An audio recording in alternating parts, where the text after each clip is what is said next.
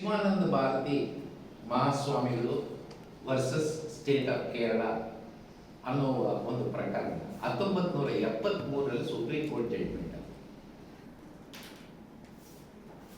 ಆ ಜಡ್ಜ್ಮೆಂಟ್ನಲ್ಲಿ ಸಂವಿಧಾನ ಬದಲಾವಣೆ ಮಾಡಬಹುದಾ ಅನ್ನೋ ಪ್ರಶ್ನೆ ಒಂದು ಬಂತು. Article 368 constitution provides for amendment of the constitution.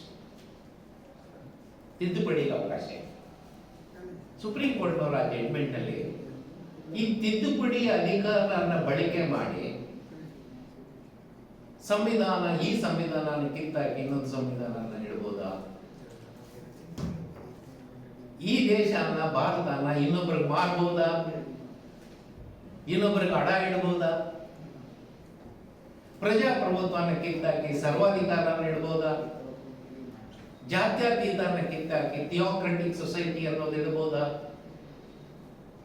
Fundamental rights ಕಿತ್ತಾಕ್ಬೋದಾ, natural justice ಅನ್ನು ಡಿನೈ ಮಾಡಬಹುದಾ, ಫೆಡರಲ್ ವ್ಯವಸ್ಥೆಯನ್ನು ಧ್ವಂಸ ಮಾಡಬಹುದಾ ಅನ್ನೋ ಪ್ರಶ್ನೆಗಳು ಹಾಕ್ಕೊಡ್ತಾರೆ. ನನಗೆ ಮೆಮೊರಿ ಕರೆಯಕ್ಕಾಗಿದೆ.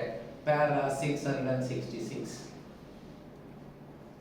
ಈ ಪ್ರಶ್ನೆಗಳಿಗೆ ಅವರು ಉತ್ತರ ಕೊಡ್ತಾರೆ ಸುಪ್ರೀಂ ಕೋರ್ಟ್. ನಮ್ಮ ಹಿರಿಯರು ಕೆಲವು ಮೂಲ ತತ್ವಗಳನ್ನು ಸೇರಿಸಿದ್ದಾರೆ. ಈ ತತ್ವಗಳನ್ನು ಸೇರಿಸಿರೋದು ನಾಳೆ ಬಂದು ನಿಮ್ ಮೆಜಾರಿಟಿ ಇದೆ ಅಂತ ನೀವು ಬದಲಾವಣೆ ಮಾಡೋಕ್ಕಲ್ಲ. ಆದ್ರೆ ನಿಮ್ ತಿದ್ದುಪಡಿ ಮಾಡೋದು ಏನ್ ತಿದ್ದುಪಡಿ ಮಾಡಿದೆ? You have no right to amend the basic features of Indian constitution. Basic features of Indian constitution are untouchable and unamendable ಅನ್ನೋ ಮಾತನ್ನ ಹೇಳಿದೆ. ಹಾಗಾಗಿನೇ ಆ ಜಡ್ಜ್ಮೆಂಟ್ ನ ಪರಿಣಾಮವಾಗಿ ನಮ್ಮ ದೇಶದಲ್ಲಿ ಇನ್ನೂ ನಮ್ಮ ಸಂವಿಧಾನ ಉಳಿದಿದೆ.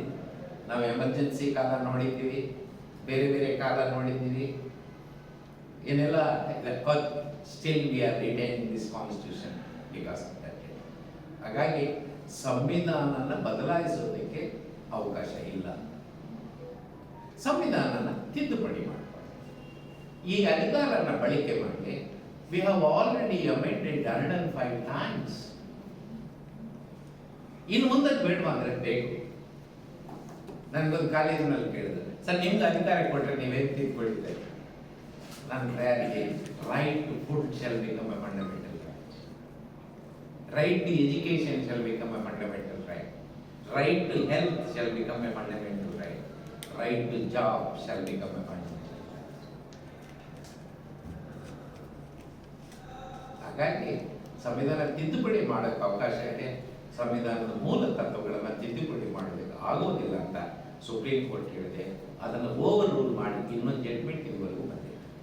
ಹಾಗಾಗಿ ಯಾವುದೇ ಮೆಜಾರಿಟಿ ಇದ್ರೂ ಕೂಡ ಯಾವುದೇ ಪಕ್ಷಕ್ಕೆ ಯಾವುದೇ ಸರ್ಕಾರಕ್ಕೆ they have no right to amend the basic